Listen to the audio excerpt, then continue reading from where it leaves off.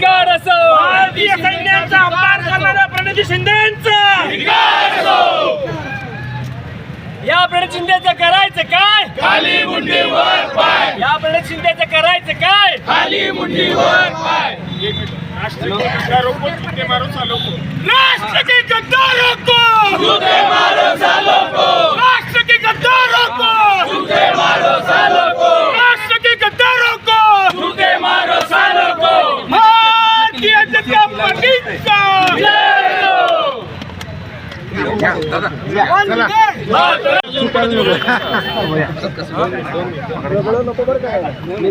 तेच घ्या की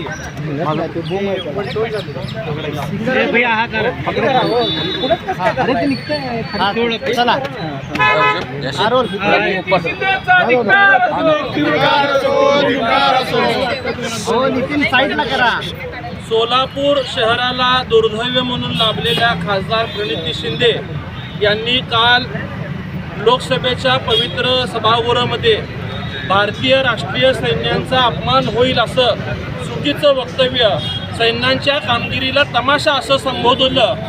यासाठी मी प्रथमतः खासदारांचा निषेध करतो. कायम स्टंट लेडी म्हणून मागच्या वर्षभरापासून सोलापूरला प्रसिद्ध असणाऱ्या राहुल गांधींना विशेषतः खुश करण्यासाठी, त्यांच्या समोर चमकोगिरी करण्यासाठी, आपली स्वतःची पात्रता नसताना केवळ पंतप्रधानांवरती कायम टीका करणं, महाराष्ट्राच्या मुख्यमंत्र्यांवरती टीका करण्याचं काम प्रणिती शिंदे करतात. आपल्या संपूर्ण भारत राष्ट्राला माहीत आहे की पहलगाममध्ये जो अतिरेक्यांकडनं दुर्दैवी हल्ला झाला, विशेषतः जे सपत्नीक त्या ठिकाणी लोक पर्यटनाला आले होते, महिलांच्या समोर त्यांच्या पतींची हत्या करून सुंदूर पुसण्याचं पाप अतिरेकींनी केलं होतं. आणि याचा एक तीव्र भावना समस्त भारत राष्ट्रात असताना पंतप्रधान नरेंद्र मोदी साहेब असतील, संपूर्ण भारतीय सेना असेल, यांनी अत्यंत कमी वेळामध्ये पाकिस्तानमध्ये घुसून त्यांच्यावरती कारवाई केली.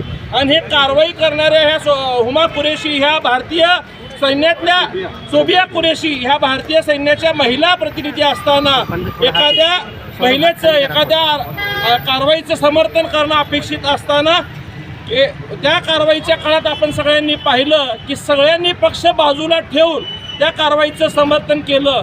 पण केवळ राहुल गांधी समोर चमकोगिरी करण्यासाठी सभागृहाचं विशेषतः मीडियाचं लक्ष आपल्याकडे जावं म्हणून काल त्यांनी ऑपरेशन सिंदूरवरती शंका व्यक्त केली. आणि त्यांनी ज्या प्रकारे त्याला तमाशा हा शब्द संबोधला, याच्यातनं सर्व भारतीय सैन्यात काम करणारे लोक असतील, त्यांचे परिवार असतील, या सोलापूरसह भारतातल्या सगळ्या नागरिकांच्या भावना दुखावलेल्या आहेत. तुम्हाला ज्यांनी खासदार म्हणून निवडून दिलं त्याही लोकांना कदाचित तुमच्या या वक्तव्याची लाज वाटत असावी. तुम्ही कधीही तुमचा स्वभाव पाहता या कृतीची तुम्ही माफी मागणार नाही. तुम्हाला माहिती आहे की तुमच्या वडिलांनी सुद्धा हिंदू भगवा दहशतवाद शब्द वापरला, अतिरेक्यांना अफजल गुरुजी कसाबजी असे चुकीचे वक्तव्य केले, परंतु त्यांनी कालांतराने त्या कृतीची माफी मागितली. परंतु एकंदरीत तुमचा स्वभाव पाहता तुम्ही कधीही भारतीय सैन्यांची किंवा भारतीय प्रेमांची माफी मागणार नाही. म्हणून आम्ही सर्व सोलापूरकर, विशेषतः भारतीय जनता पार्टी, आम्ही सर्वजण भारतीय सैन्यांचे माफी मागतो की आमच्या सोलापूरच्या लोकप्रतिनिधींनी तुमच्या कारवाईबाबत असं चुकीचं वक्तव्य केलेलं आहे. या गोष्टीचा आम्ही सगळेजण या ठिकाणी तीव्रपणे निषेध करतो. भाऊ, गाढव आणून एकंदरीत निषेध केलेला आहे. गाढव आणण्याचं प्रयोजन काय होतं? त्यांची कालची जी सभागृहातले वक्तव्य आहेत ते 3 वेळा आमदार राहिलेले आहेत, ते खासदार आहेत, तर लोकसभागृहात काय बोलावं, विकासावर बोलावं, शहराच्या महाराष्ट्राच्या विकासासाठी मागणी करावं, त्याच्यासाठी पाठपुरावा करावं. वर्षभरात एकही काम किती निधी आणला हे कधी त्यांनी सांगितलं नाही. एखादा आमदार, एखादा लोकप्रतिनिधी ज्यावेळेस विधानसभेत बोलतो, दुसऱ्या तिसऱ्या दिवशी तीच गोष्ट लोकसभेत मांडायचं. 5-10 वर्ष जे स्वतःला करता आलं नाही, त्या सगळ्या कृतीचा फक्त स्टंट करायचा.